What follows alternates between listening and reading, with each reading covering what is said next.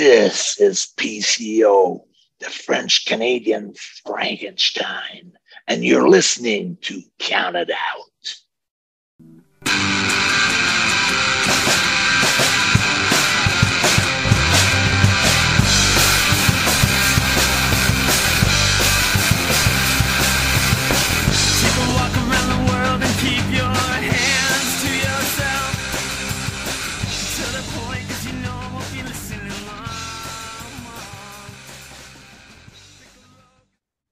Well, we are live, pals, and welcome to another edition of the Bill Apter Seal of Approved. Gotta hit that every time. Count it out with Mike and Tyler. My name is Tyler, and I am not joined this week by Hard Mike. There, I said it, Mike. I kept your gimmick alive, all right?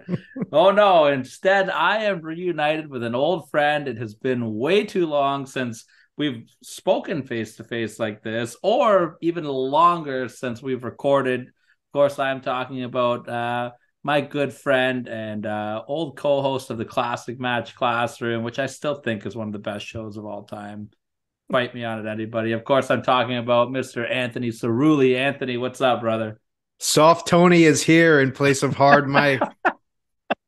Good to finally be back. Jesus Christ, how long has it been since I've been a while. I've been on? Wow, but good to be back. Happy to be on. We're gonna talk some wrestling tonight. I'm excited. Yeah, we're gonna do. You got a fun list prepared for us, which I'm very excited about. We are going to be acknowledging the tribal chief there. Anthony is going to be counting down the top 7 Roman Reigns world title defenses or title matches. I don't know, maybe we'll see. This current 3-year run that he's on right now. So a lot of good stuff to choose from there. I'm sure we're going to talk in depth about Roman. I want to talk a little bit about the new world championship with Seth Rollins as well, because, you know, I've been very outspoken about my thoughts on it. So why don't we start there? What do you think about this new title with Seth Rollins? I mean, when it comes down to it, I've always been someone that's been okay with the 2 title situation. You know, if there's a possibility to only have 1 championship, then that's usually the way to go because, you know, you're the world champion, you're the top guy. But the way that the WWE sees it is the way that they present it. Raw and SmackDown are 2 separate entities. I mean, you say that the brand split doesn't work. Yes, there's people crossing over on Raw and SmackDown every single episode at this point, but it's always been Raw is its own thing, SmackDown is its own thing. So if you treat it that way, you need its own champions. So I think it works to have, you know, they're still having the Raw and SmackDown tag champions. I think that works because they're smaller divisions. But when you have such a bloated roster like the WWE has, you kind of need to have 2 world champions. I mean, Roman is obviously going to be presented as the top guy. That goes without saying. But then you have someone like Seth Rollins, who has been probably doing some of the best work of at least his WWE career, with this new Seth freaking Rollins gimmick. And he was a guy that a lot of people were saying, well, why don't you give him, you know, if there's ever to be a second world championship, he would be the guy to hold it. Well, now we're at the point where it's, you know, you look at this Raw roster, Seth Rollins, your world champion, there's so many guys that he could go against, and the way that they're positioning him, you know, with this open challenge stuff, now he's going to get the chance to legitimize that championship. So I think people get too caught up in the whole Roman versus Seth debate, where it should be more focused on how can we make this championship legit. And you basically do the exact opposite of what they're doing with Roman and have him defend it all the time. I mean, we're recording this on Tuesday. He just defended the title against Braun Breaker on NXT. I mean, do everything that you can to make it legit. And I think WWE has been doing a pretty good job at it so far. It just comes down to how far can we push this? Does this new championship take away from what Roman Reigns is doing? No, I don't think so. And I'll tell you why. I think this is the perfect time to bring in a new world championship, because the way that they're positioning these stories, we're going into Money in the Bank. They're dubbing this match Roman and Solo versus the Usos, the Bloodline Civil War, which I think is fantastic. Love that as well. This story that we're getting for Roman from basically after WrestleMania, because that was his last title defense on TV, until at least SummerSlam, probably a little bit after that, it's just being focused on Roman, the Usos, Solo, Paul Heyman. If you took the title off of Roman at WrestleMania, there would be no difference. This title is not focused around the World Championship. So the fact that they're bringing in this title now, the World Heavyweight Championship, this is the perfect time to push this championship. Have it defended as many times as possible. Have it be, the top prize right now. And I think Seth's doing a really good job at it. And he's taking advantage of this time period where the undisputed Universal Championship isn't in that big of a spotlight. So I don't think this championship is taking away from what Roman did. However, I do think that during the time period that it's being brought in, I think it's taking advantage of a time where Roman's really not focused on his championship, whereas he's focused more on, the storyline itself. I just see this as a good opportunity to bring in this title and use this time to make it legit and make it a true world championship. Yeah, that's fair. I was skeptical, and I'm still not 100% sold on it. I think that they've done a great job of introducing the title. I like that they linked the lineage up to the old World Heavyweight Championship. I thought that was nice to add some credibility to the title. But I was very big on why introduce a new world champion when Roman Reigns is the most talked about thing in your company. And I don't want to say it hurts what he's doing, because they haven't really, like you said, done anything to take away from it. But I think it might hurt the person that beats Roman for it. If that makes sense, because it's like, well, now there's two of them, right? The one thing I do like about it, though, is that now that we have the Money in the Bank briefcase hanging around again, I don't want to see Roman Reigns lose his title on a Money in the Bank cash in. I think that would be a train wreck. However, really now it opens up that door for Seth to get cash in on. And, with Seth's history of Money in the Bank, like, it could be a nice little full circle moment of somebody cashing in on Seth, and cashing in on that title will help add more credibility to it as well. So I'm still going to remain open on it. I don't hate it as much as I used to, but I'm very protective over what Roman's doing right now. And I just don't like that. Let's bring a title in here, because what Roman's doing right now is incredible. And I think the fact that he's not defending his title every week is what's making these defenses more exciting. Like Roman Reigns' title defenses now feels like an Undertaker at WrestleMania streak match. Like, you have that extra layer of anxiety. Oh my God, like, is Logan Paul going to beat him this time? Oh my God, Drew McIntyre or Cody, like, you know what I mean? Like, all these matches, I think they're better matches because of what he's doing. So as long as that's not getting taken away from, and that mystique isn't getting hurt by it, I'll be okay with this title. I think that's a great point. And I love that we're going into more of an era where the champions are being protected, right? Like Roman, MJF, those are the two top guys in their companies respectively. But they're the most protected guys in the company, and obviously they're the world champions. Well, let's talk a little MJF, because I know we're going to talk some AEW here. You want to talk about Collision, and I want to talk about Forbidden Door, as I just purchased a ticket for it. I'm very excited about that. MJF as world champion, is he succeeding? What do you think? I mean, who else is there? You know what I mean? Like, CM Punk's been gone. We're going to talk about Collision in a little bit. Punk's been gone for how long now? I think it's been 9 months now that he's finally back. The Elite's been doing their own thing. The Elite's always going to be stuck together. You're never going to separate those guys. Blackpool Combat Club, still the same thing. Everyone is in their own thing right now. What it really comes down to is, who else is there to really put that championship on? I mean, MJF is a guy who, we're going to go into 2024, and I think he's already been signed to a long-term deal. I think there's no... You can't go on TV and do that and then leave. Yeah. Like, if not, Tony Khan is the worst professional wrestling promoter since Dixie Carter. Sure, Booker T, you can go do the Royal Rumble. We'll release you. Respect. Yeah. I just don't think obviously I think he signed to a long-term deal. But what it really comes down to is, he is obviously the top guy in the company, talent-wise, presentation-wise, character, everything about him is doing just perfectly. Now, I think this is where an issue comes in where, we're talking about protected champions, guys who aren't defending their championships all the time, Roman and MJF.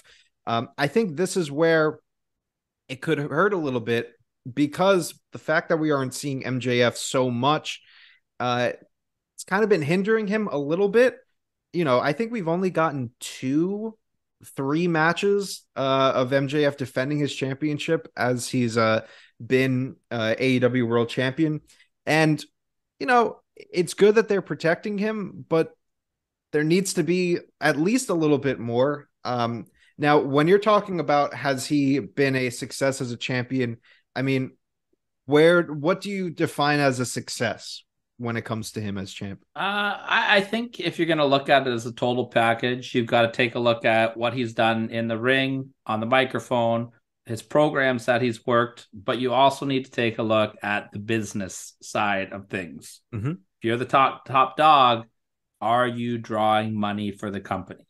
Right. And it's a little harder to do that in 2024 because, the brand is kind of like, it's like WWE, it's like, there's not one guy that people are paying to see, but Roman's a draw, and I'll use an example. There was a house show in Toronto right after Elimination Chamber, and it was doing okay ticket wise. And then they announced Roman versus Sami Zayn shortly after Elimination Chamber, and they sold, I think, like 6,000 tickets in 2 days. Mm-hmm. Like, Roman's a draw. Yeah. If you look at AEW's TV numbers, you look at their pay-per-view numbers, they're not what they once were. Right. Now, is that MJF's fault? No, it's not just MJF's fault, but he is the top dog in your company.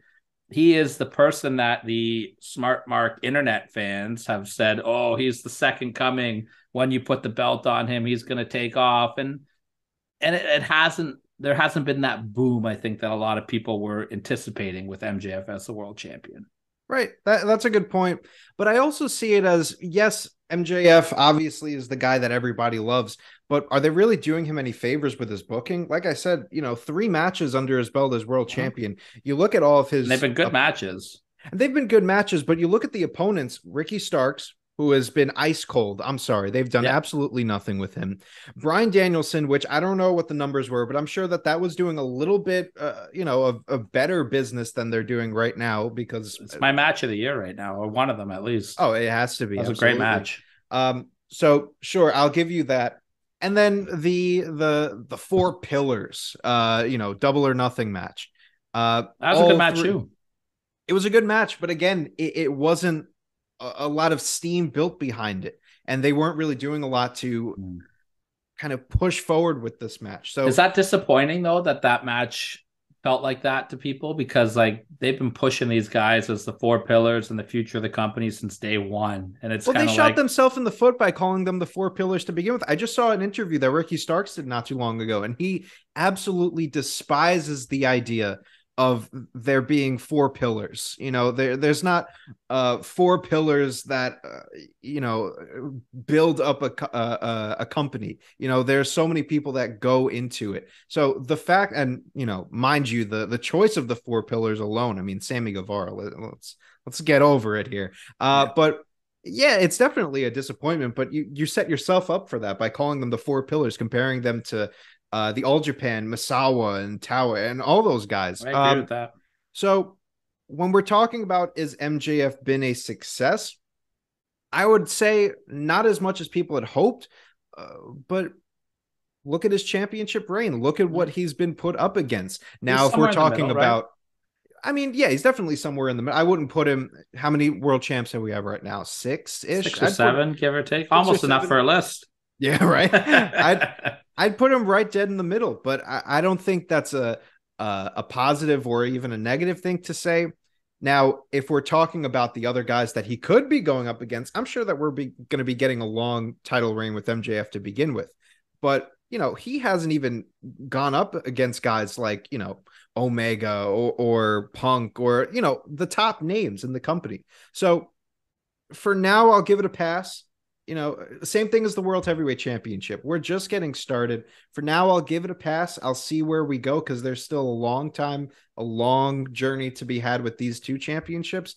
But they're really going to have to start kind of putting the pedal to the metal here. What can we do to start garnering that interest with MJF? Give him some better opponents. Give him some storylines. His best stories were with Jericho and with Punk. So if we can get something like that for his world championship, I think we'll be talking about him being a little bit, rising up in the ranks of the world champions. Look at the two names that you just mentioned in his two best programs, Jericho and Punk. Jericho's going to go down in history as probably one of the greatest of all time, right?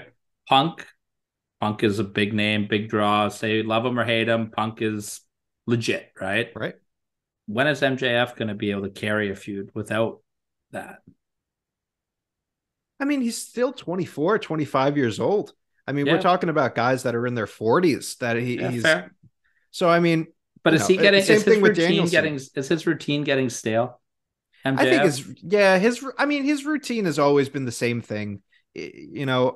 I can't compare to, let's go a little bit of a flashback here with the Classic Match Classroom. I'll kind of send it to the professor.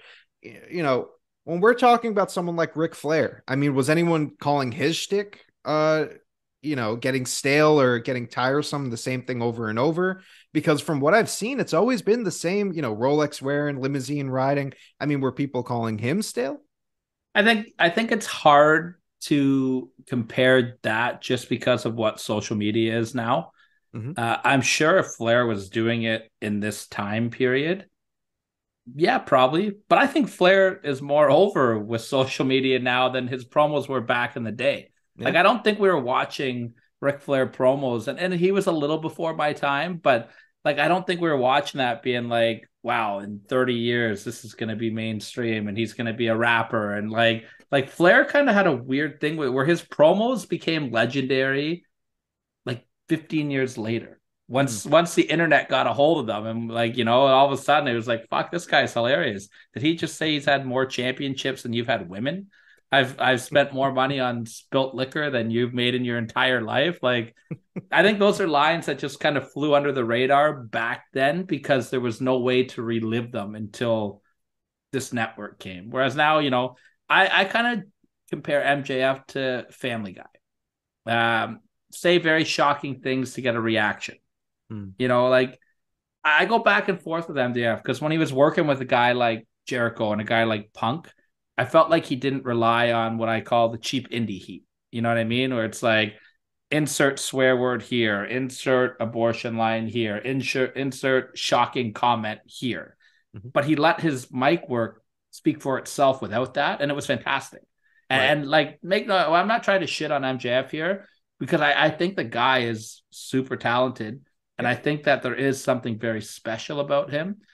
I think it takes away from him, though, when he reverts back to that cheap indie heat stuff. Or, when he's swearing on TV. Like you don't need that anymore. Like, he's talented enough where he doesn't need that. Yeah. But, whatever. I'm a fan of the guy. I think he does a great job overall. And I hope that he has a great run. I think that him and Sting is the way they should go for Wembley, personally. That's a good match. Title versus career, maybe. Sure. Right. That'll give him some big heat. If you're going to retire Sting this year, that's the plan. Wembley is going to have 60, 70,000 people there. What a great swan song for him. And MJF will make that. You know what I mean? He will use that to be better. I retired Sting. Like, he won't let that go to waste. And I think that's important. I would much rather see MJF and Sting at Wembley than MJF or Punk. I think that's the only big match that they can put MJF in at this point. Yeah, I think so too, unless they're going to stretch out this Adam Cole thing. That's not Wembley at all. I don't think it's Wembley either, right? But, Wembley's a whole different ballgame. What are we going to get at Wembley? Are we going to get the Elite versus Punk and FTR? Are we going to get Punk, or are we going to get Kenny Omega and Will Ospreay 3 possibly? Like, who knows what we're going to get? That's a whole different animal. But I know you want to talk about Collision. What's on your mind about Collision? Speaking of Punk and the Elite, let's jump right into this one. So look, I've never been mind you, I'm wearing an AEW shirt tonight, not only because this is the first wrestling shirt that I saw in my closet, but also, I've never been the biggest AEW fan, right? It's never, Dynamite's never been always must see TV. There's always been episodes that like I'll make sure that I watch, matches that I make sure that I watch. I try to watch the pay-per-views as much as I can. But for me, at least in the last few years, the only show that's come close to always being must see has been SmackDown. And that's really because of the bloodline stuff. Like, that's really just what is most interesting to me. After watching this first episode of Collision, I can hands down say that this is must see TV for AEW. I don't know. Maybe it's the recency bias. Maybe it's just a new shiny toy that I'm interested in. But everything hit perfectly. Great show. I mean, I watched Dynamite last week. I compare it to this show. It's night and day. I mean, from the commentary, you have Kevin Kelly and Nigel McGuinness with Jim Ross on the main event. Perfect. I mean, I was actually listening to the commentary for once for AEW, and I was listening to these guys break down their win-loss records, people that they've beaten, people that they've lost to. Well, Nigel is such an underrated commentator, and him and Kevin Kelly were fantastic together in Ring of Honor. Like, great underrated commentary duo. Yeah, so perfect there. I mean, even just the little things like them hyping up the next Dynamite. It's finally refreshing to see them take 2 minutes to hype up the Dynamite instead of just Excalibur keeping up with the meme of doing the fast, whatever. But commentary aside, from the in-ring action, I mean, you could go on talking about CM Punk for as long as you want to. His stuff was fantastic. The main event was superb. But matches like Andrade and Buddy Matthews, what a match. I mean, two motivated guys right in that one, eh? You remember in Classic Match Classroom, I used to love working a body part, and that was the whole story of the match. I was fully enthralled with that match. Seeing Miro come back was fantastic. And even a shock championship win with Luchasaurus and Christian now as the TNT champion. So everything on this show worked for me. Maybe it was just the no Elite being on the show. I don't know.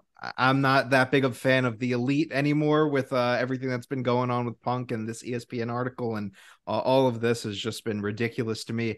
But I think everything that was just the whole format of this show, everything just worked so perfectly. You could tell that the action, the focus of the show was on the action. It wasn't, this thing happening, then that thing happening. It felt like a wrestling show. You started off with a strong promo. You had some great matches, big returns, and you follow it up with this huge main event that took around 30 minutes with entrances all the way to the end. So I'm sure you kind of feel the same way about Collision. We were talking a little bit beforehand, but I mean, buddy, when Punk and Joe got in the ring together, freaking goosebumps for me, man, because that rivalry is what got me.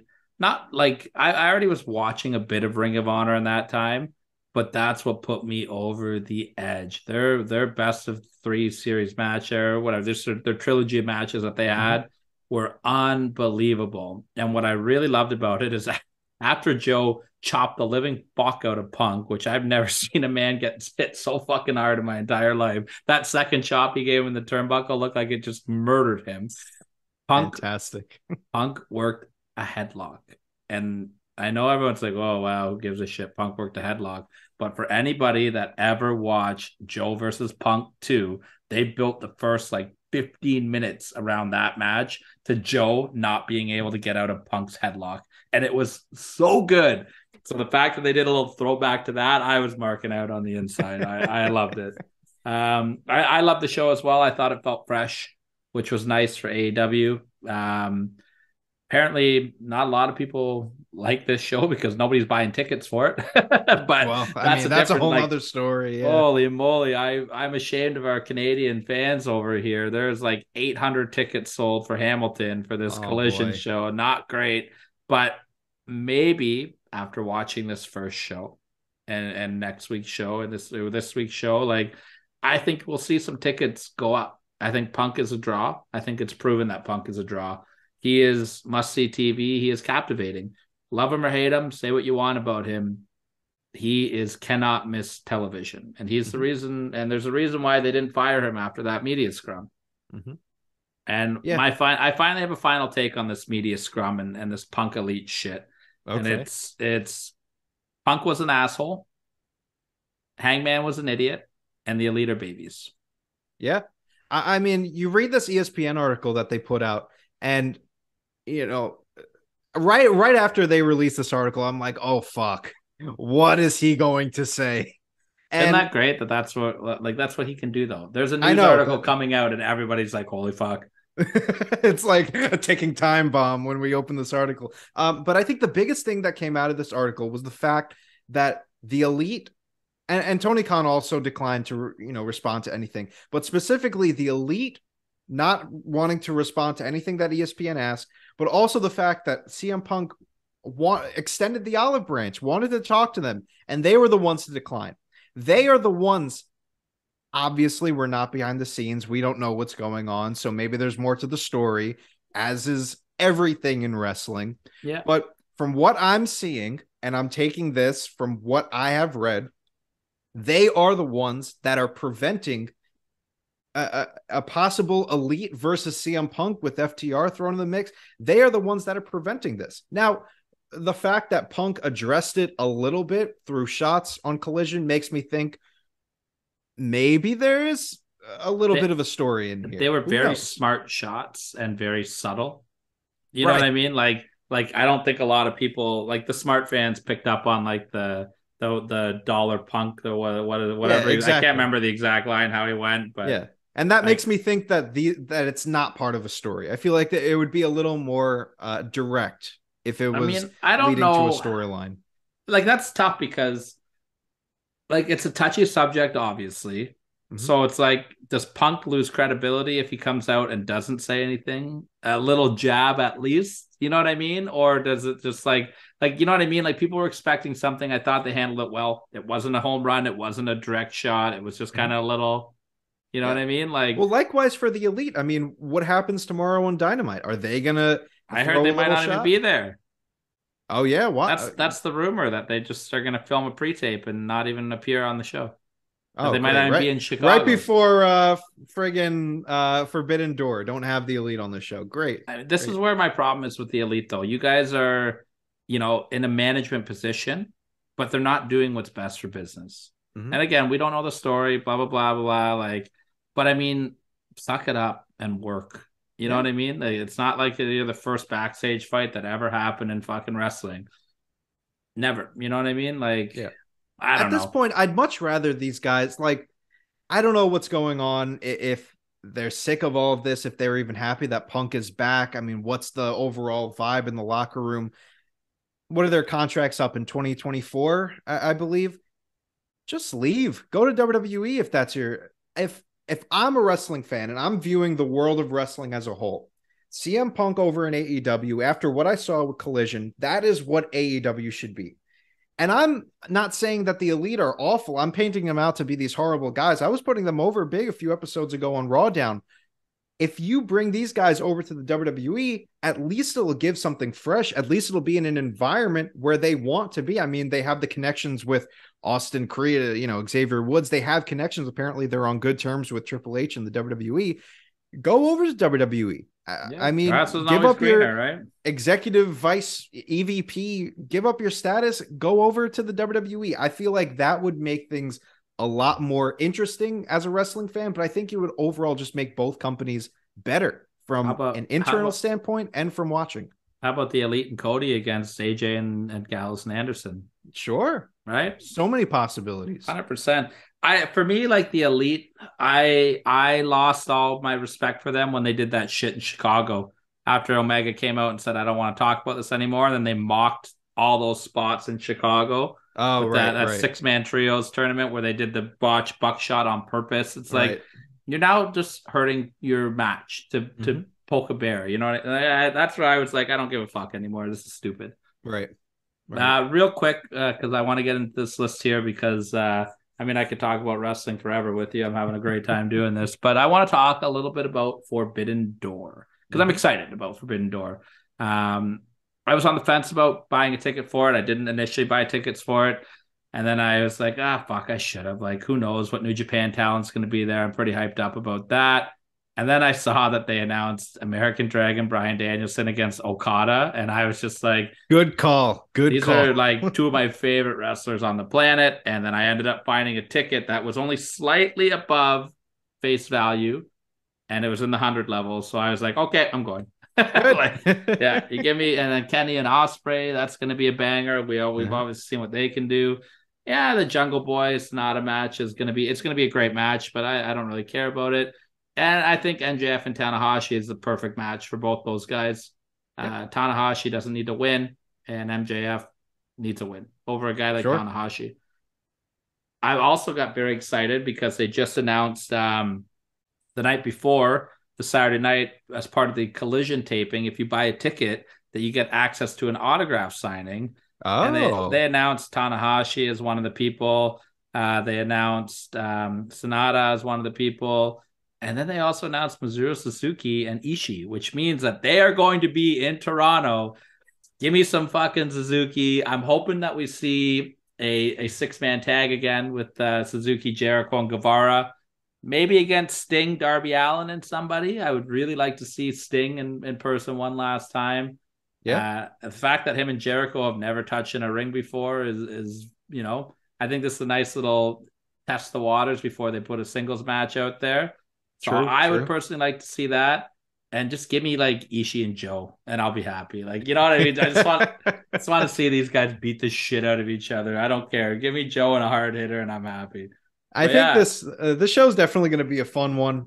The second I saw that the first two matches that they confirmed on the show were Omega and Ospreay and Danielson and Okada, I was like, all right, this is show of the year already. Yeah. I mean, we were just talking about how Danielson MJF is match of the year. This is probably going to blow it out of the water. I hope they give him half hour.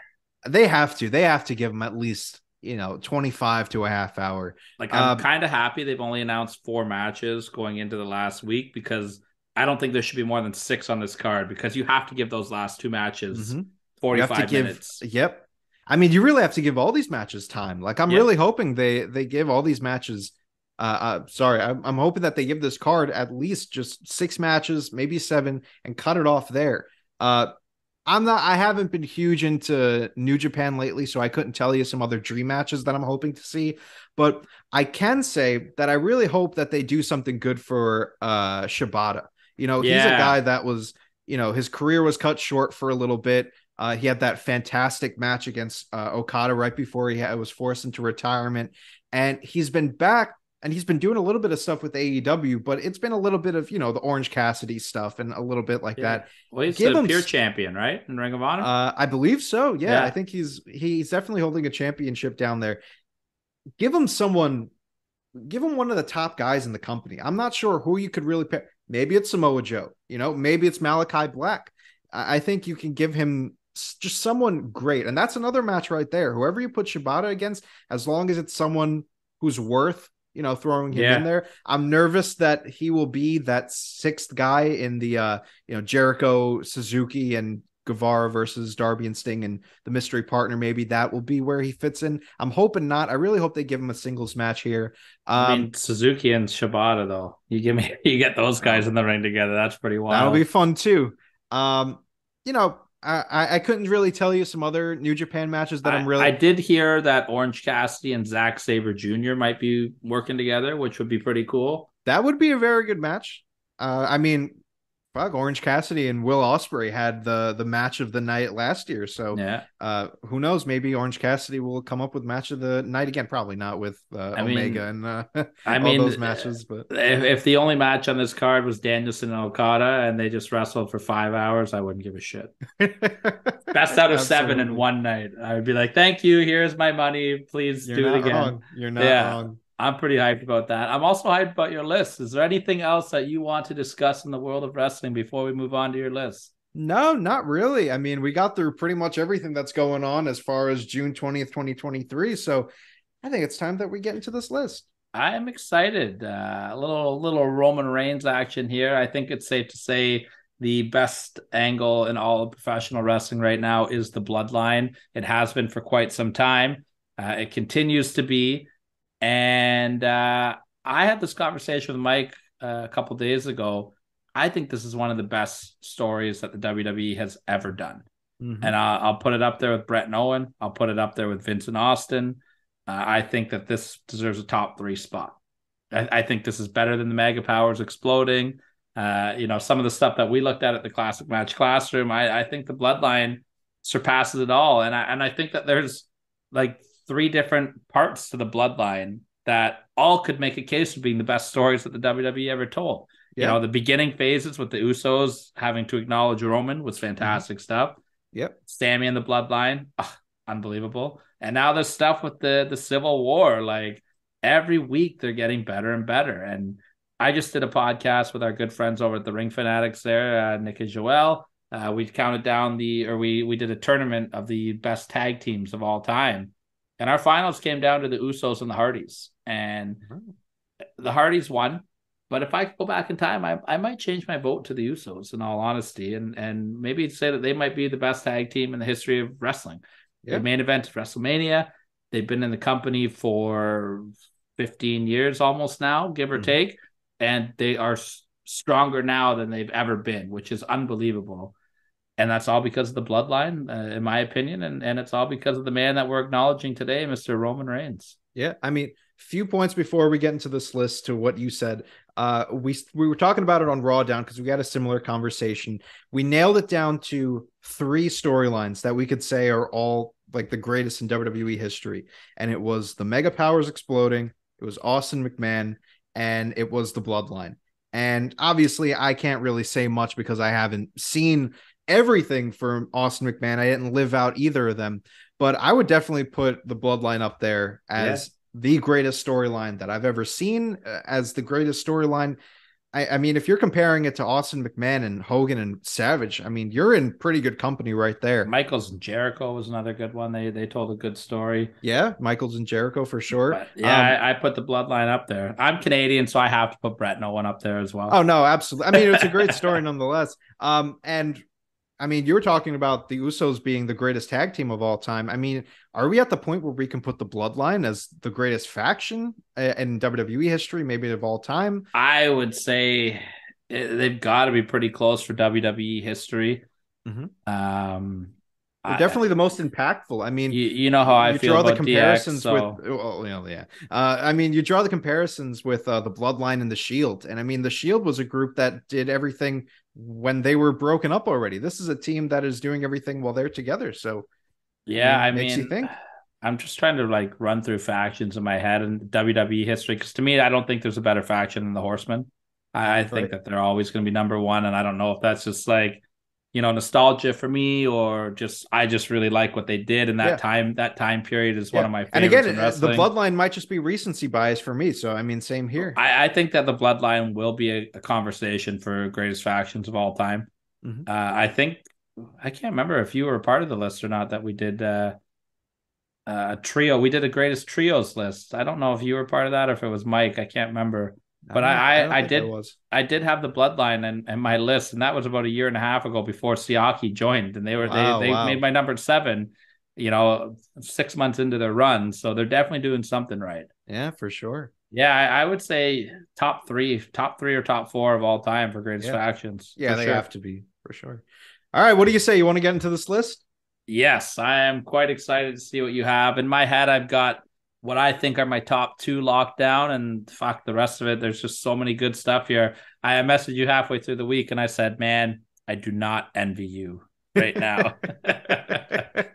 No, it was definitely a hard one to nail down. I mean, there are so many great matches. I was literally looking through a list of all Roman Reigns championship defenses, because I mean, there's only been about 30 of them, and I still couldn't remember all of them, but finally nailed it down to 7, and I'm pretty confident with my list. And it was based on 3 criteria. And one of them was the most important to me. From least to most important, number 3 was it needs to be memorable. It needs to be a match that I remember. It was an important match in the grand scheme of things. That was least important. Number 2 obviously needs to be a great match from an in-ring standpoint, drama, everything with that. Technically wise, needs to be a good match. But number 1, and I think this is most important for Roman, it needed to make me believe in, it could be make me believe that this guy could beat Roman, make me just have an emotion in some way, shape, or form. It needed to draw some type of emotion out of me. And I would definitely say that all these matches drew some type of emotion out of me, some different than others. But with all that criteria out of the way, I'll start off with number 7. And this was a tough one. I was torn between number 6 and number 7, switching them around. But I finally nailed it down to number 7 being Roman versus Logan Paul at, I believe it was Crown Jewel, the Saudi Arabia show. I'm glad this match made your list because it was exciting. And there was a small part of me that wouldn't have hated if they put the belt on Logan Paul. And I said that on this show as well. I just... like, what a dickhead he is, and to be like, I'm not even a wrestler and I beat the best. Like, I just think there's some money to be made there. But hey, Money in the Bank's right around the corner. He's my pick. No, absolutely. Some positives in this match was obviously there were some points where you really thought that Logan was going to win this. I think the way that they built this match was really well. In the early stages, Logan getting some moves on Roman going out early and, just being like just rattled. Logan just showing off his athleticism, doing the buckshot and all these different great moves. But what knocked it down a few pegs was just kind of the overbooking of it. I know that you really have to do it because Logan obviously isn't a fantastic wrestler. I mean, he's great, but you need to do great for what he is. Exactly. You need to do a little bit of smoke and mirrors. I hate Jake Paul, so automatically I'm knocking down a few pegs there. I won't argue that point. But overall, this was a really fun match, and it made me believe maybe Logan could pull this one off. So I had to throw this one at number 7. That one for me too, I really like because it did something that a lot of matches don't do, and it drew interest from the outside of the wrestling world. Yeah, but like it was a match that had people buzzing. It's like, what the fuck? Like even in the wrestling world, people were like, Logan Paul's in his 3rd match fighting Roman Reigns, and it was one of those matches where people were pissed about it, but everybody watched it. Right. I remember saying it from the jump. Everyone was pissed off when they announced it, but I kept saying, you're going to watch this match and then you're going to eat all of your words and you're going to say, wow, he really proved himself in this match. And I think this was the match that he really legitimized himself as, wow, 100%. Logan Paul's a fucking WWE superstar. 100%. But going from a WWE superstar to a professional wrestler, if you want to make that comparison, my number 6 is Roman Reigns versus Daniel Bryan. And I'm going with the SmackDown match. Okay. This was Daniel Bryan's, obviously his last match. If he lost this one, he had to leave SmackDown, but he took it up a notch and just left the WWE after this one. Yeah. And so much went into this match for me. I mean, right off the jump, this was the first match that we got Roman's new theme song. And really, sometimes I watch clips of Roman before this theme and Roman after, and it's just night and day. Like there's such a bigger presentation with him with this theme song. And then you get into the match itself. I mean, what more could you say about Daniel Bryan? It's going to go down as the greatest wrestler, technical wrestler of all time. Yeah. He's in my top 3 favorite of all time for professional wrestlers. Probably saying I would have to do a little bit of thinking, but top 5 for me.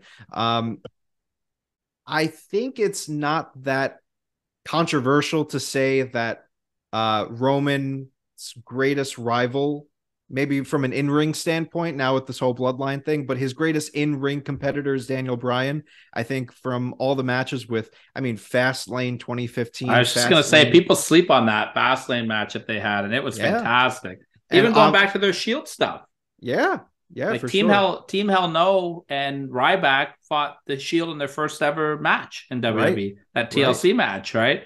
I believe that Team Hell No, and I can't remember who it was. It was a 6-man tag, but they were the first people that ever pinned the Shield. I think it was maybe Randy Orton and Team Hell No. I could be wrong on that. Yeah. I think I'm wrong on who the 3rd person is, but Daniel Bryan was involved in that match with the Shield losing for the first time. Yeah, I think, and obviously everything that happened in 2021, they had like 3 matches, I believe, that year. Yeah. I think it's not that difficult to say that he could be his best in-ring competitor. I watched some highlights of this match just to refresh my memory a little bit. And I mean, everything that Roman was doing, this was the Thunderdome match. Like everything that was in this match, it was a weird presentation. Obviously, Daniel Bryan having his last match in WWE in front of a bunch of virtual screens. But nonetheless, I mean, they really went balls to the wall with this one, almost giving them 30 minutes. And I love the finish of the match because this was around the time that Roman started doing the guillotine. And he had a weak right arm. That was kind of what they were pulling off this entire match. And he tried to lock it in with the right arm. And Daniel was kind of pushing through it. He was about to get out. And quickly, Roman switches to that left arm, which was obviously a stronger arm. And Daniel Bryan would go on to pass out to end off the match. And I thought that was such a clever way to end it. Daniel Bryan doesn't tap out. He passes out. That's his last match in WWE. And it really put Roman over the top here. I mean, you beat probably WWE's best in-ring talent by that point. I think that really put him over. I think that was a match that he needed in these early stages of his Universal title reign. So I had to give it some props and give it my number 6 spot. I love that. I've actually never seen the SmackDown match. I've only seen their 2 other matches, the WrestleMania main event with Edge and their pay-per-view match before that. So I'll have to look this one up. Yeah, it's a good one. It's definitely a hidden gem in this list here, but a match that definitely isn't a hidden gem. You'll have to go, I guess, looking under the ring to find a hidden gem. I guess Brock was definitely looking under the ring on this one. Roman versus Brock, SummerSlam is my number 5. I mean, the dude brought in a fucking a forklift tractor. I mean, just seeing him drive in on that, I was like, all right, we're getting some crazy shit right away. I think this was the only match that, I mean, there was even a little bit of doubt, like maybe Brock was going to win this one, because if you remember, I mean, this was the first pay-per-view without Vince. There was all the controversy. Brock walked out on SmackDown, and then he came back. I mean, what's going on with this?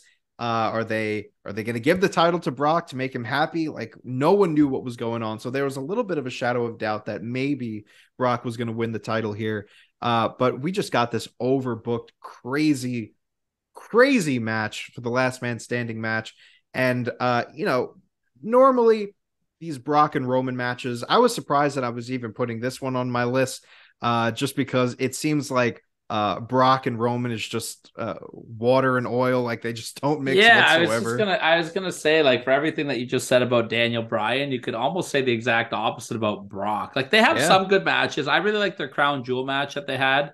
Fun match. I think the first one after Heyman turned on him, I think they did or it was the same card that had the Seth Rollins and Edge Hell in the Cell on it. I think they main evented that one. Right. And I really like that match they did.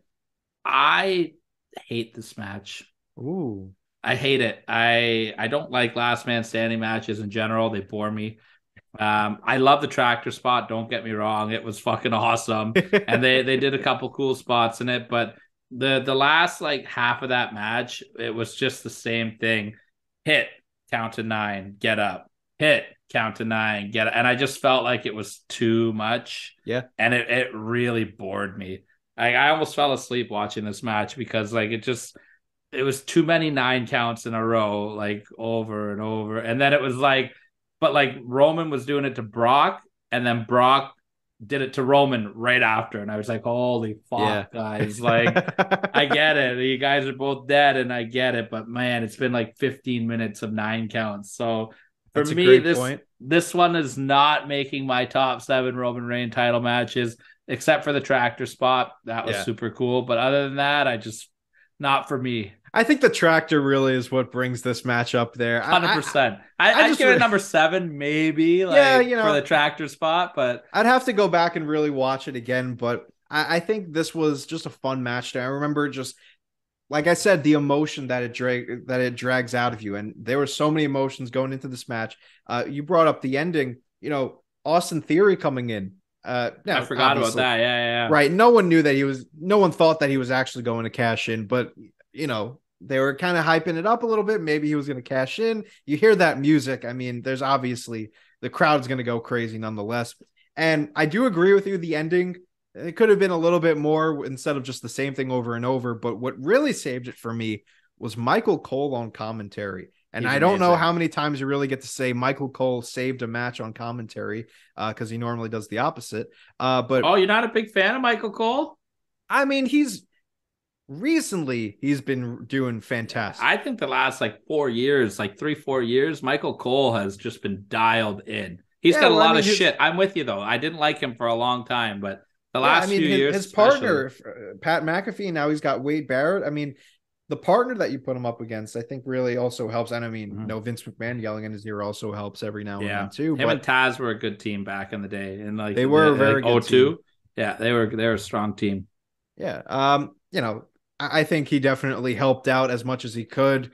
Definitely elevated a little bit. That was definitely memorable to me. I'd have to go back and watch like kind of the rest of the match to make sure that it's in my. I think I'm pretty set on it being around a 6 or a 5, just from the sheer magnitude of it. Yeah, big match. But yeah, good match overall, but could have been a little bit more maybe to be desired. Let's move into number 4. This was a match that I still go on record, especially after the finish of the WrestleMania match, that this match should have main evented WrestleMania 39. I am putting Roman versus Sami Zayn from Elimination Chamber at number 4.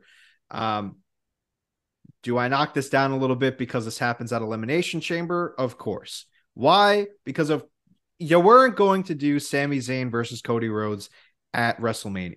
There's no reason why this match should have happened at Elimination Chamber. If you were going to do Roman and Sami, it either should have happened A, at WrestleMania, or B, you wait until after WrestleMania, because the believability that Sami Zayn could be your next world champion is completely out the window. Now, I was talking about it on Raw Down in the hype up to Elimination Chamber. I kept saying, as long as they made me at least somewhat believe that Sami Zayn could somehow pull this off, I'd give it a pass. And they absolutely 100% succeeded in doing so.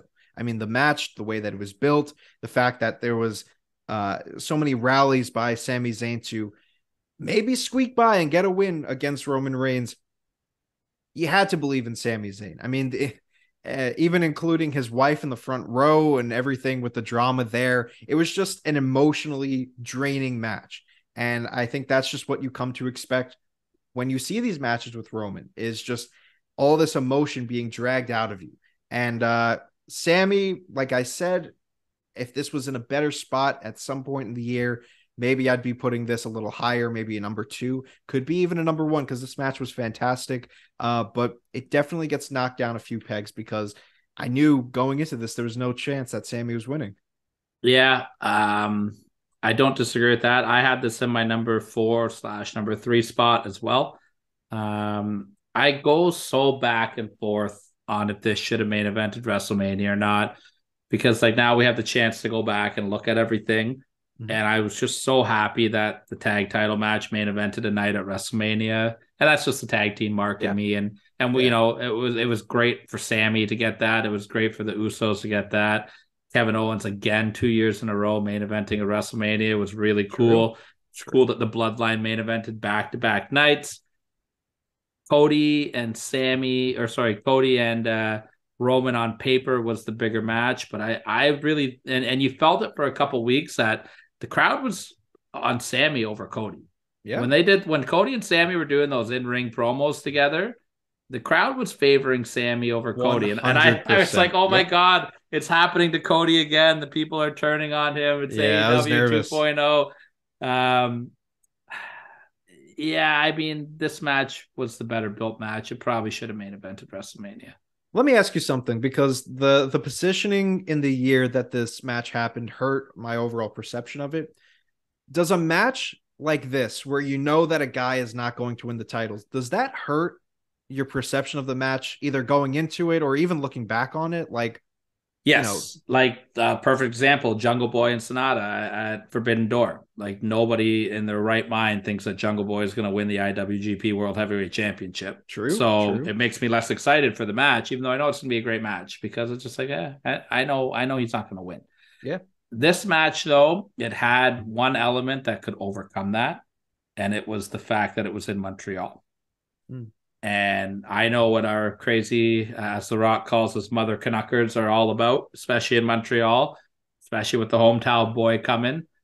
That crowd could have easily, if you would have told me this match is your number one because of the crowd, I wouldn't have fought you on it. I'd be like, yeah, probably not number one, but I would have got it because the atmosphere was absolutely incredible for that. And Right.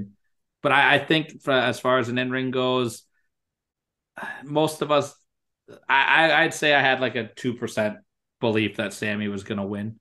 You know what I mean? There's a couple spots where it's like, holy fuck, they're going to put the belt on him. Like they had me biting a couple times, and that's what it was all about. But yeah, I like your placement on this one.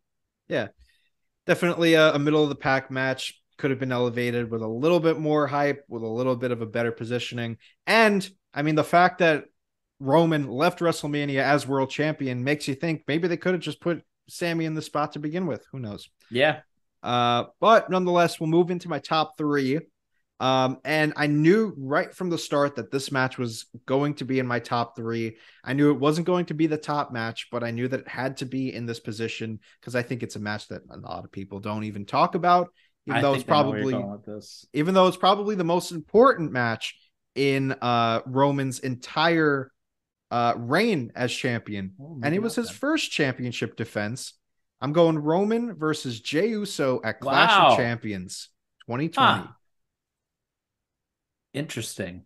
See, I can't remember which one it was. It was the Hell in a Cell or this one. I think it was this one that I had on my list. I'd have to go back and look at my notes. Mm-hmm. But that means that there is one match. Well, who knows what your top two are going to be, but I have three matches in my mind that I think are all list worthy and all top three worthy. So I'm intrigued now because I wouldn't have had this one this high on the list. I probably would have had this in the number 5 spot. I probably would have subbed this with your Brock SummerSlam match in all honesty. Yeah, sure. So I'm interested. Sell me on this in the top 3. Well, first I can already tell you, I think I know from how I was wording this match what you thought the match was going to be.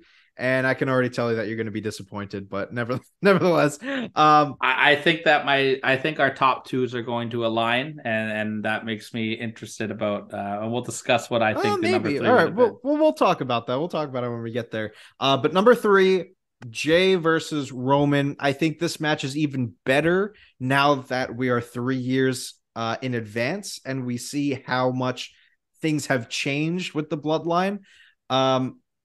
I think this match is also elevated, happening in a empty arena, Thunderdome, where this match was 100% Roman the entire match. I mean, he was just beating down Jey.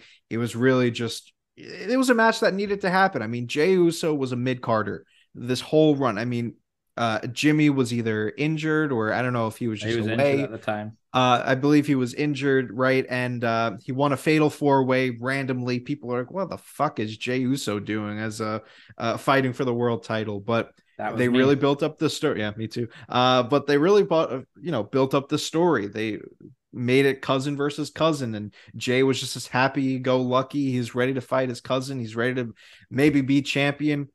And Roman was just having none of it.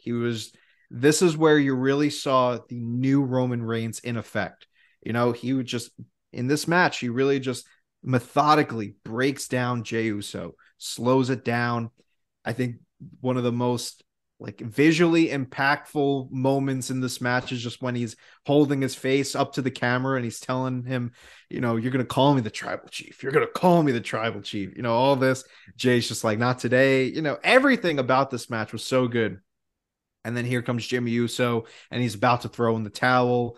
And the fact that it's an empty arena, you hear these guys talking and you hear them interacting with each other. And I think that's what makes the bloodline story, and Roman specifically, so much more special when it was empty arenas as compared to now. Obviously, everything right now is perfect with these crowd reactions and the huge pops and everything, but something just hit different. Yeah. When we're talking about Roman in an empty arena, you really hear him talking. He's got that slow, soft voice, and his tone in his voice, and everything was about it was so good. And that carried into his matches. And this was a perfect example of that. It was a much more story-driven match. It made you really feel for Jey Uso, and it made you really see this new Roman Reigns. It's like, oh shit, this is not the suffering succotash dog food Roman Reigns anymore. This is the fucking head of the table. Yeah. And it really set the pace for what the rest of the bloodline story was going to be before we even knew where we were going to begin with. So that's why I had to throw this one on here.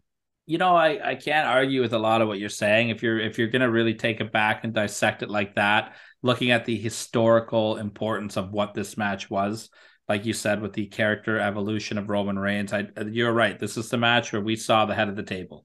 Mm-hmm. This was it. But it also took Jey Uso and it elevated him to a bigger player, which is that's a big deal. That's a big thing to do, especially for a guy like Jey. Something you said earlier, you asked me in the last match, does it hurt you going into a match knowing that the person's not going to win? That hurt me big time in this match, and that's why I sat it out the first go around. I had no interest in it. I don't give a shit about Jey Uso and Roman Reigns. I don't care because I wasn't sold on Roman yet at the time because he had just come back, and I hadn't seen this new Roman yet. And the Thunderdome for me was harder to watch. I was having a tough time watching the WWE during this time period. Yeah, fair. And it was Jey Uso. I didn't give a shit. No, fair, absolutely. Now look where we are though, and like you said, 3 years later, Roman and Jey Uso, I'm like, give me it, man. Yeah. So I get what you're saying on this one for sure. Yeah, man. I'm really hoping. I know people are calling this the SummerSlam match, and it probably will be Jey versus Roman, but this match happened in September of 2020. I'm kind of hoping that I think they just announced a September pay-per-view. It's either going to be Payback or Fastlane in India, I think. Yeah, one of those. I'm really hoping they run this match back at one of those pay-per-views, really just for the 3 years, the 3-year difference. I don't want to see it as a SummerSlam main event. Me neither. I don't think I'm not it's big on it. Yeah, I don't know what you do with Roman at SummerSlam. I don't know if you go back to Cody. Either. I don't know, but I don't think that's it. Who knows? But we come down to the final 2 matches, and this one was tough for me because there's obviously like a clear favorite here to win it. But I mean, you just mentioned Cody Rhodes. Obviously he's going to be in this top 2. I didn't know what to do because I love both of these matches, but I went with a decision that may not be too popular. At number 2, I'm going with Roman and Cody. WrestleMania 39. Also my number 2. Everything was built up perfectly going into this match, right? Cody was clear favorite to win. He was pretty much a landslide for at the Turnbuckle Tavern. We're partnered with Chick Foley, and they do their picks league. Fantasy picking all of the matches, and I'm pretty sure Cody was a landslide, except for the Chick Foley folks who picked Roman to win. And everyone was like, oh, you're fucking stupid. Why would you pick Roman to win? And I mean, that's really the mentality that it was. I was this close to picking Roman because there was a little bit of me that was like, oh, they really want those 1,000 days, don't they? But I was like, no, it's going to be Cody. There's no way you can build up anyone as perfectly as they built up Cody Rhodes. And he loses at WrestleMania. And it's like, of course that happens. I didn't hate it. I didn't hate it. I look back on it and I love it. There's no way. If you had Cody Rhodes win that match, and we can go on and talk about it, but if you have Cody Rhodes win that match, he is invincible. He won every match that he fought in up until that point, maybe with a DQ or something. But if you have him go in and just beat Roman Reigns, he's at the top of the mountain. Like, there's nothing for Cody to overcome. And we're talking about Cody Rhodes. Yeah. We're talking about a Rhodes here. Of course he loses on the biggest stage when he's built up the biggest, only for it to be maybe a bigger match at WrestleMania 40. But talking about the match itself, I mean, it felt huge. This felt like the biggest title defense for Roman so far because of the way they built it, because of the overall spectacle, just because of the sheer star power in this match. Match was fantastic, goes without saying. All the moves really landed well here. The inclusion of the pacing as well. Pacing was perfect. I mean, everything about this just worked very well. They gave these guys time. And the inclusion of Sami and Kevin Owens and the Usos, it made sense. It made sense to have these guys in the final spot of WrestleMania. And as much as I don't love the finish, You know, I felt like getting Solo in there was a little weak. It felt right looking back on it with the story, because if you remember going into this, Cody was the one that kept telling Solo, "You're not ready. You're not ready." And he fucking proved that he was ready in this little segment here. I mean, hoodie on, gives him the spike. Roman spears him, you know, the rest is history. So the finish made sense. And obviously that would lead to him getting his 1,000 days. And that's the reason why we're doing this list here today. Just makes you think, what would happen if Roman loses his championship here? You know, that's for the history books to talk about. But I put this match at number 2. A fantastic match, maybe hindered a little bit by the finish. But I felt like there was so much emotion that I'm talking about. Can I believe in the match? I believe in this match so much that I almost believed in it too much. You know, I kind of led myself on to believe in Cody a little bit too far. So maybe that's also affecting this grade a little bit. I'm with you on the finish, just because I think it was a little repetitive on what we've seen in the past. Right. With a couple finishes, and I'm sure we might be talking about that in a moment as well.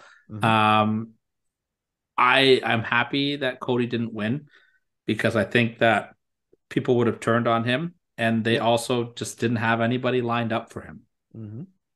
Now, I'm surprised that they haven't visited Cody and Solo Siaki yet. I know Cody's been busy with Brock Lesnar, but to me, like, I think that could be a SummerSlam match.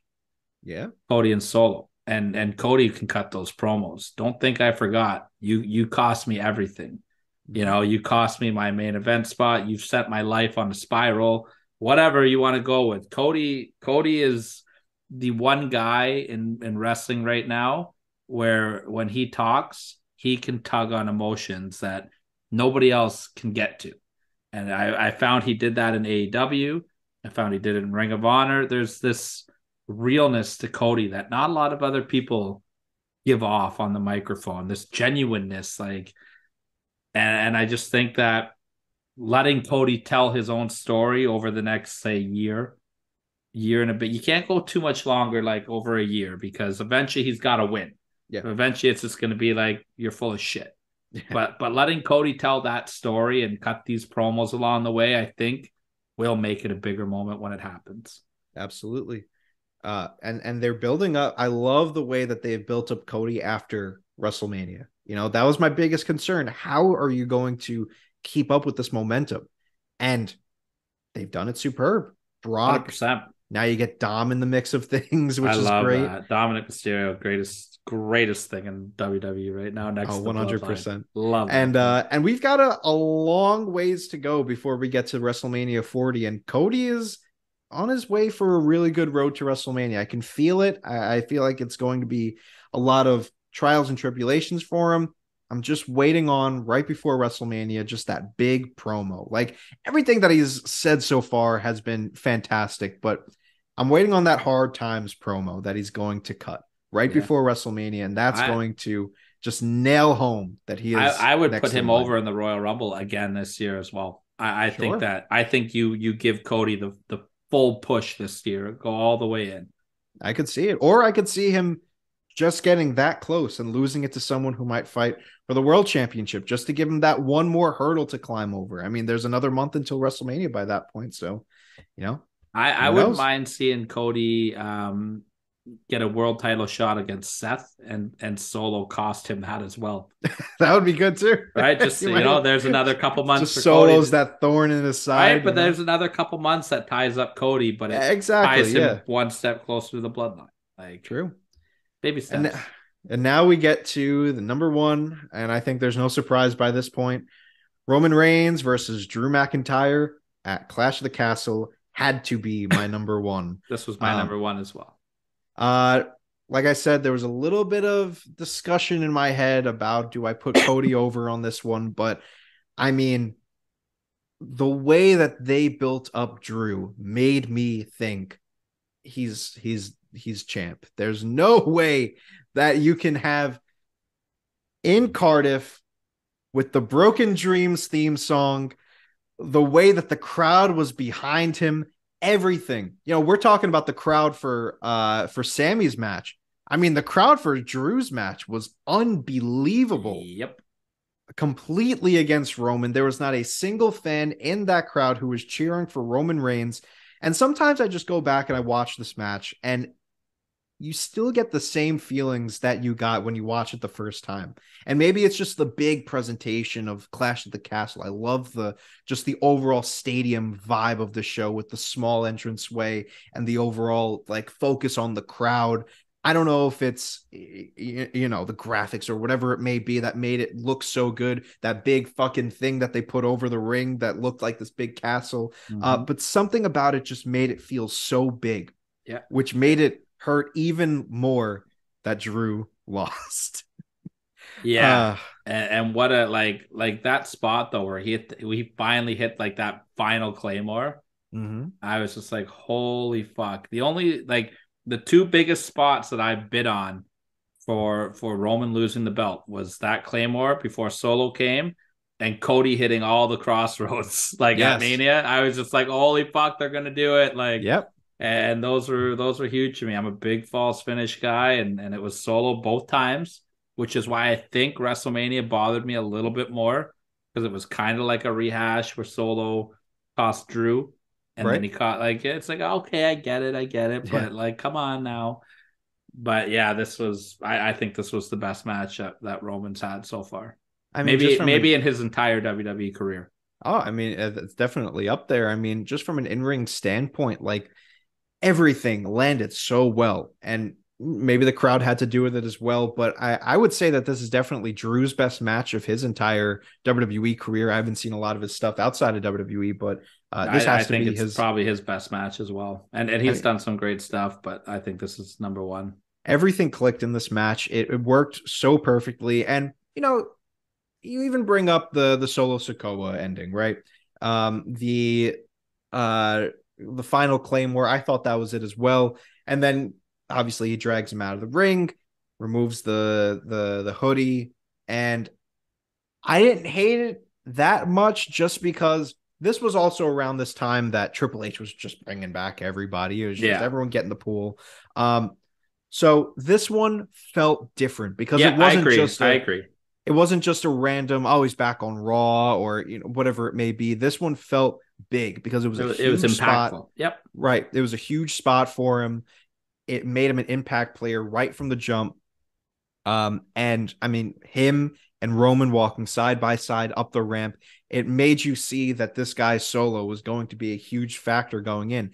And if you even think about it, the fact that I have my number one and my number two, both are matches that Solo Sikoa factored into the finish of the match.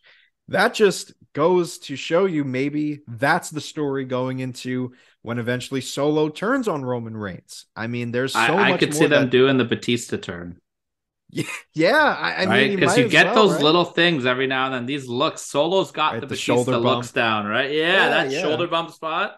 I was just like, ooh, they're giving me Batista Triple H vibes.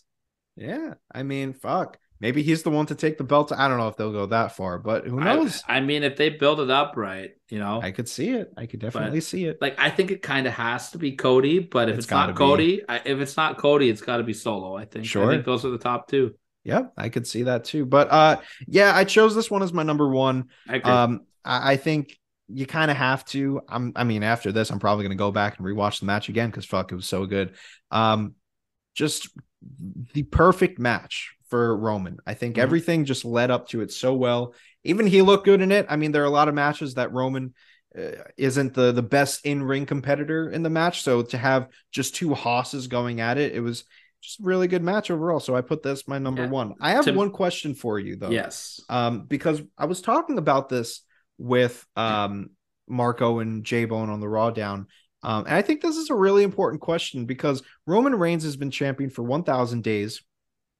Obviously, he's had all these great matches, but let me paint you a picture. If we're watching WWE 10, 15 years from now, and you start off watching a Monday Night Raw, and you always get that signature, what the world is watching and all of this, and you see all these moments with, Hogan body slamming Andre, and you see Austin holding up his first world championship. Maybe you see Rock and Cena doing a stare down. What's going to be that moment that they show in the video packages for Roman in this 1,000-day title reign. Because I'm going to be honest with you, I don't know if there's a single moment in this. No, and there doesn't have to be. I think you're just going to hear and see the point of acknowledge me. And yeah, probably. That's powerful though. You know what I mean? It is. Like what's Bruno Sammartino's one moment? What's Bob Backlund's one moment? You know what I mean? Like you don't always need a one moment to leave an impact. Right. Like, Hogan obviously had his moments and Hogan was a different level than anybody else. Right. Yeah. But like Bruno is regarded as one of the greatest world champions ever. And he should be. He had like an 8-year title reign. Yeah. But, he never had that like standout moment where it's like, oh, fuck, like this is Bruno. You know what I mean? Yeah. And I don't think Roman needs that either. He's just the man. Yeah. And I think you're going to just look back on what he did and be like, no one will ever do this for a long time. That's a good outlook. All right. I could see that for sure. That's what I'm going with. But fuck, that's my list. I'm sticking to it. Definitely 7 great matches for Roman. There were a few honorable mentions. I'm surprised I didn't put a Kevin Owens match on there, but if I had to pick one, maybe I'd do the steel cage match on Christmas. That was a good match for me. But I think the number one match that I probably missed out on that you were alluding to was the Cesaro match. I would assume. No. Really? Yeah, no. I am absolutely shocked that you did not have Roman Reigns versus Edge from Money in the Bank on your list. Yeah, I was thinking about it. This match was so good. And it had a couple spots where I was like, fuck, is Edge going to beat Roman here? And I'm a big Edge guy too. I just thought this match was incredible. I probably had that in my 4 or 5 spot. I was thinking about including that match for sure. I think that's a match that definitely, I was talking about it for Jay, but this is a match that definitely gets lost in the shuffle of your Roman matches. Mm-hmm. Also because it was overshadowed by the return of Cena. 100%.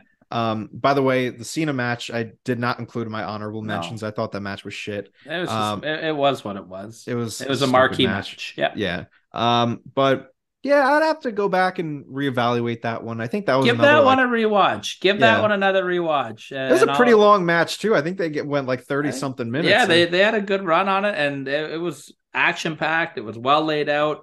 Battle the spears. They both had some great spots. They had the little carryover from the WrestleMania. Like it was, I quite enjoyed Edge's little run there. I thought Edge was going to be a guy that could have beat Roman too. Not in this match, but that around WrestleMania time, I was shocked Roman walked out of that triple threat match with the world title. Oh yeah, absolutely. Obviously there are other honorable mentions that I didn't really throw in here. Kevin Owens, Cesaro, all these other names. The Cesaro match really came down to it wasn't memorable. I forgot. Yeah, I forgot that it happened in all. Yeah, it was a good match. I just couldn't fucking tell you a single thing that happened in it. I loved your list. I would have made the one substitution. I would have probably taken the Brock match out, and I would have put the Edge match in. But yeah, I mean your top 4. I have to rewatch that Jey Uso match to. But the way that you broke it down, I won't argue it because it was important in this title reign. So yeah. I'd say you did a pretty good fucking job here. Oh, thank you. Thank you very much. As you usually do. You usually do pretty well on your list. Whenever I come on the show, I have to bring my A game because I know I'm usually stepping in for Mike, and he's. Well, I got to bring some life into the show every now and then. I'm kidding, Mike. I'm kidding. Yeah, suck it, Mike. Although Mike will never forgive you for not liking Hell in the Cell 97. Hey, he can not forgive me all he wants. It's a shit match. Yeah. Well, come on now. Easy now. Easy. All right. Yeah. What did I give it? A B? I'll stick with a B. Well, your list was slightly above a B today, so we're all right with that then. But solid B plus player. Solid B plus player. If you guys ever want to go back in the archives to wonder what the fuck we're talking about right now, you can either go back to Count It Out 2 weeks ago where I played an edition of the Classic Match Classroom, or you can go back and check out. Just do it one more time for old time's sake. Do you remember it? What? No. What? Do the at CMC. Oh, shit. How did I forget? That's your big spot, brother. I think I deleted those social medias. At CM Classroom, not to be confused with. CM Punk. They're all still up on YouTube though. Yeah, they're all on YouTube for sure. You can go check it out. That was a fun show we did. Maybe we'll revisit it one day if we ever have enough time in our lives. Yeah. One day it's got to come back. One day. Yeah, at some point. I still like see these matches. Well, I'm like, oh, this would be a good episode for that. I'm still brainstorming them. I still got a bunch of lists on my phone. For sure. They're all just sitting there waiting, you know. What have you been up to? Tell the people, is there anything you want to promote at all? I know you're doing Turnbuckle Tavern stuff. Yeah. I mean, the only thing I'm really doing now is Raw Down as far as podcasting. I'm kind of just taking it easy with the whole podcasting stuff, with just life and work and school getting in the way. But we're killing it on Raw Down every week, talking about the WWE, me, myself, Marco from the Chick Foley show, and J-Bone from Coming Down the Aisle. Solid hour and a half just talking about stuff inside, outside the ropes when it comes to the WWE. So we're on every Thursday at 8 p.m. Eastern. So check us out on the Turnbuckle Tavern YouTube. The podcast version drops on Friday morning, so you can listen to us then. Right? Did I get that right? Yeah. And then, I mean, I have really nothing else to plug except for Invictus Pro Wrestling. You're fucking killing it with everything that you're doing for the indie wrestling. Shout out to you. I'm having a great time, man. Barry Wrestling has been a lot of fun, man. Yeah, it's been good stuff, and you can check out both those companies. I believe are on IWTV, correct? Yeah, Invictus is on there. Yep, we're on IWTV. You do all your stuff in front of the camera. I've been taking more of a behind the scenes type of role, doing some more graphic stuff. So if you ever see a little video package come out, it's probably one of mine. So make sure you give it a like. But Invictus Pro Wrestling actually has a show this Sunday, Northern Conquest. We are doing a collaboration show with NFW, which is another company in the New York, New Jersey area. It's going to be happening at the Mecca of independent wrestling, the Knights of Columbus. So if you're in the area, check us out. I can think about his anchor man when you say that. Knights of Columbus. If you're in the area, definitely check us out, or of course watch us on IWTV. I think the show's at 3 p.m. I should probably have these details sorted out before I come on the show, but fuck it. Yeah, whatever. It's counted out. No one's listening anyways. Yeah, fuck it. This is my trial podcast. I can try out new shit like a house show. Yeah, that's it. That's great. I'm putting that on a shirt. We're the house show podcast. Oh, I love that. No, I'm kidding. I fucking love being on this show. But now check out Invictus Pro Wrestling. Some great matches happening this weekend, and follow them wherever you can find Invictus on social medias. Yeah, and if you are an independent wrestling promoter, you should reach out to Anthony, and he does some fantastic work, man. So I will always put your work over. I think that you're a genius at what you do, and I'm happy to see that you're doing what you're doing. Oh, thank you. Next week, guys, buckle up. It's Canada Day show, and Mike's in charge of the list. And Mike I try to ban Mike from Canada Day every year, ever since we did the top 7 Canadian pay-per-views of all time, and he did not put Unforgiven 06 on the list. Jeez. Which is like easily probably in the top 3. Hell in a Cell TLC match. Unbelievable, Mike. Last year, he took his shirt off, and immediately after he took his shirt off, he was hammered at his cottage. His phone overheated, and we lost the feed. So this year, Mike, I kind of piggybacked off your list this week, and I challenged Mike to do the top 7 Impact Wrestling world title defenses of Josh Alexander, keeping with our Canadian theme.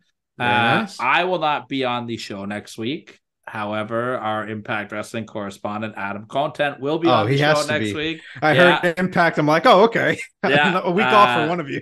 Yeah, 100%. I'm taking the week off. It's Canada Day. I love when Mike and Adam get together. I let them reunite. And I just, I can't be around Mike on Canada Day. I can't get the vision of him taking his shirt off out of my head. Boy. So 1 year later. Well, you got your reunion this week. Mike gets his reunion next week. I'm sure both parties will be happy. That's it. And while we're plugging things, speaking of Canada Day, June 30th, July 1st, and July 2nd, Barrie Wrestling is taking over downtown Barrie. I think I'm going to be there for at least a couple of the shows. Maybe probably not all 3. I'll get some serious wife heat for all 3. But if we don't go up to the cottage, and I will definitely be downtown Barrie, getting to announce at least one of the shows. It's going to be fantastic. And then July 17th, Barrie Wrestling, I believe it's Summer Brawl is their next show. with my arch nemesis, John Atlas, who will never let me announce him as our new world champion defending against Rip Impact. So, going to be good stuff there, man. And I'm happy that we're both doing this. We're both living out the dream, man. And hell yeah. Let's not wait so long to record again. Yeah, right. Let's do it again next week. You want Fuck Canada Day. Yeah, fuck Canada Day. We're doing Independence Day, me and you. Yeah, right? Let's do it. USA, USA, USA. Oh shit! On behalf of the newly heel turned Anthony here. Oh man, I can't wait. This was a blast, man. This was so fun. Thank you for coming on. Thanks for having me on. I guess I'll do the mic part here. You want to take us home? You want to say you've been counted out? On behalf of Roman Reigns title defenses, on behalf of Drunk Tyler and Soft Tony, we have been counted out. I will give you a big old cheers on that one.